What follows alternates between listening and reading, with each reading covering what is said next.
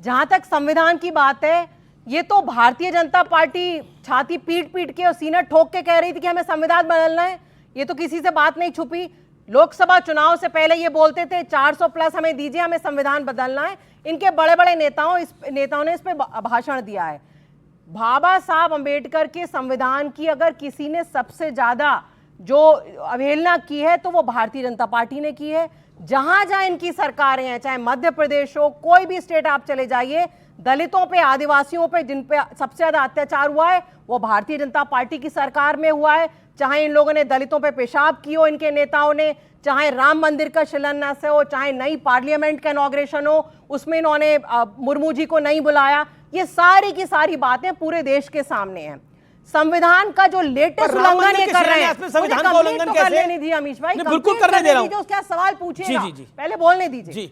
संविधान का लेटेस्ट उल्लंघन जो ये कर रहे हैं वो दिल्ली में कर रहे हैं। इनको पता है कि दिल्ली में चौथी बार इनको मुंह की खानी पड़ेगी, तो ये दिल्ली में जो है इलेक्शन को छीनने की कोशिश कर रहे हैं। इन्होंने दिल्ली में वोटर्स के नाम वोटिंग लिस्ट से डिलीट करवाने का एक षड्यंत्र रचा है। ये सबसे बड़ा जो संविधान में इतने साल जो हमने अंग्रेजों के साथ लड़ाई करी, बाबा साहब ने हमें संविधान दिया, हमारा मौलिक अधिकार दिया वोट डालने का, वो अधिकार भारतीय जनता पार्टी छीनना चाह रही है। हमने इलेक्शन कमीशन में कंप्लेंट करी है कैसे ये क्रमबद्ध तरीके से शादरा विधानसभा, आर के पुरम विधानसभा 11,000 लोगों के नाम ये वोटर लिस्ट से डिलीट कर रहे हैं। वो सारे पूर्वांचल के लोग जो दिल्ली में, वो तो बांग्लादेशी रोहिंग्या, वो तो रोहिंग्या और बांग्लादेशी है।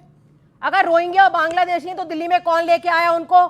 हम क्या उनका हवाई जहाज में बांग्लादेश से बैठा के लेके आए? ठीक है, जवाब उड़ के आ गए क्या वो दिल्ली में? ठीक है, जवाब। आपने बॉर्डर की रक्षा नहीं करी इसलिए बांग्लादेश ठीक है, तो क्यों नहीं उनको निकालते हैं यहाँ से? इनकी लोकतंत्र की दुहाई है।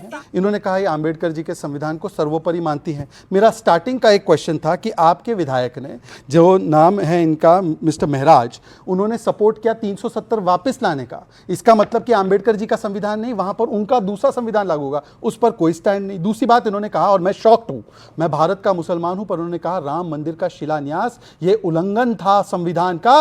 वोट जिहाद कहना उल्लंघन नहीं होता है, मुस्लिम आरक्षण देना उल्लंघन नहीं होता है, राम मंदिर का शिलान्यास उल्लंघन होता है। ये झूठी बात है। नहीं, बीच में नहीं, बीच में नहीं। मैं आपको मौका दूंगा, मौका दूंगा।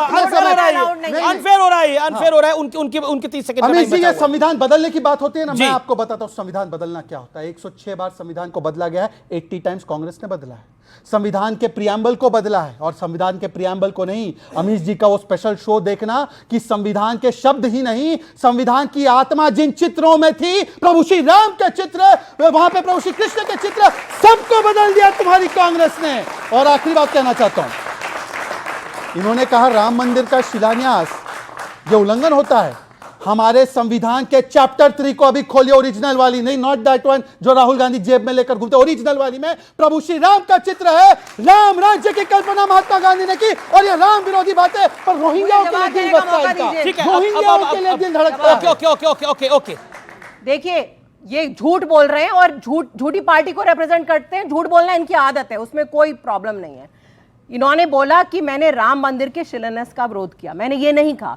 मैंने कहा कि भारतीय जनता पार्टी दलित विरोधी, आदिवासी विरोधी है। चूंकि हमारी जो देश की मुर्मू जी हैं वो आदिवासी समाज से आती हैं, इसलिए उनको इनवाइट नहीं किया, ये मैंने बोला। दिल्ली में अगर रोहिंग्या हैं तो उनको तुमने बसाया है। अगर देश में रोहिंग्या आए हैं तो तुम लेके आए हो, दिल्ली में उड़ के नहीं आ गए। तुमसे बॉर्डर की रक्षा नहीं हो रही। एक तरफ रोहिंग्या आ रहे हैं, एक तरफ चाइना कब्जा कर रहा है, बॉर्डर की सुरक्षा नहीं होती। चाइना वाले मामले पर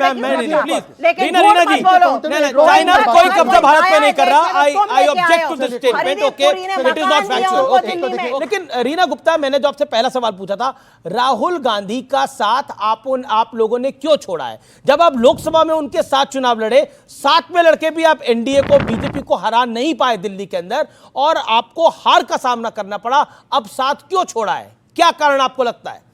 देखिए अमीश भाई, हर पार्टी की अपनी स्ट्रैटेजी होती है, हर पार्टी अपनी अपनी स्ट्रैटेजीज बनाती है।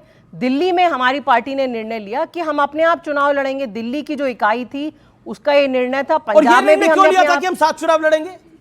आइडियोलॉजी आपकी अलग है, आप तो इनको भ्रष्टाचारी कहते थे। देखिए, आप कहते थे इनसे बड़ा चोर कोई नहीं। ये अरविंद जी कहते थे, मैंने नहीं कहा, अरविंद जी ने कहा। वो शरद पवार को, लालू यादव को क्या कुछ कहते थे, मुझे बताने की आवश्यकता नहीं है। आज उन्हीं लालू जी के साथ जब गले मिलते हैं तो सवाल तो आपके मन में भी उठता होगा, ये क्या हो रहा है भाई?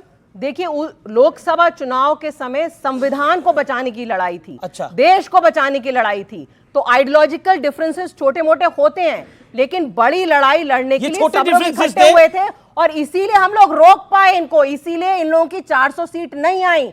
400 आ गई होती तो आपने उन्होंने क्या रोका? संविधान 7 बदल में से दिया आपकी होता। 0 आई, आरक्षण आपकी खत्म कर दिया पंजाब में होता इन कितनी लोगों ने। सीटें आई?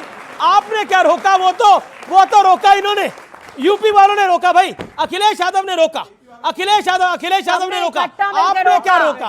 आपने क्या रोका? मिलकर रोका। ओके, गठबंधन, अब वहां गठबंधन आ गया। ओके मलूक नागर, एक सेकंड रोकते, मैंने बोला भाई, बोला तो बोलने दो, अरे रोका हमने तो। बोलने दूंगा, एक सेकंड। हमने रोका नहीं, हमने रोका। ओके मलूक हम कह रहे हैं, हमने मिलकर रोका।